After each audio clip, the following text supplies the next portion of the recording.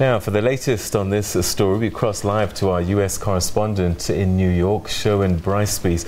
Sherwin, thanks for joining us. Have any South Africans been named in this initial indictment? Peter, as yet not a single South African is named in this indictment, but what has been made clear by officials in that press conference a short time ago is that this is an investigation in its early stages. It is an ongoing investigation, and more charges could very well be brought and more individuals named as defendants. We are seeing reports, Sir Peter. Just a short time ago in the U.S. press, the New York Times is reporting that Jack Warner, the former Trinidad and Tobago FIFA executive, is alleged to have received cash bribes from a South African bid committee member. But I'm still working my way through those documents of the indictment, so I can't confirm or deny those details, but certainly strong allegations, indications, certainly at this point, that some South African officials linked to the 2010 bid committee could very well be implicated here. Is there any indication at this early stage as to the nature of the bribery involved in the awarding of this World Cup bid to South Africa in 2010? What do we know?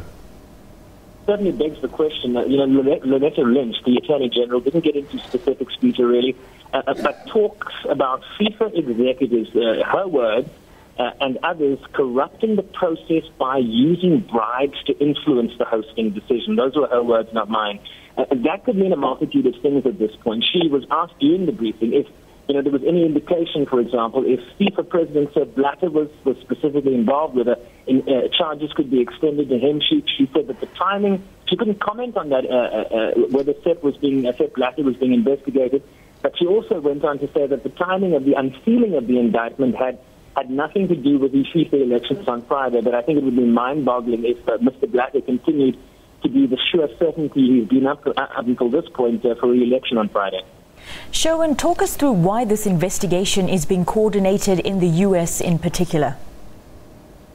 So, actually, according to officials here, in many instances, the defendants and their co-conspirators that are named in this indictment planned aspects of their scheme during meetings that were held in the United States. They also used the banking and wire facilities of the U.S. to distribute these bribe payments, and they plan to profit from their scheme in large parts through the promotional efforts that were directed at the growing U.S. market for soccer.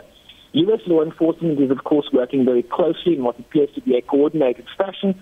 A number of arrests we've seen reported on in Switzerland earlier this morning, so really a collaborative effort between U.S. law enforcement and Swiss officials, where FIFA is, of course, headquartered.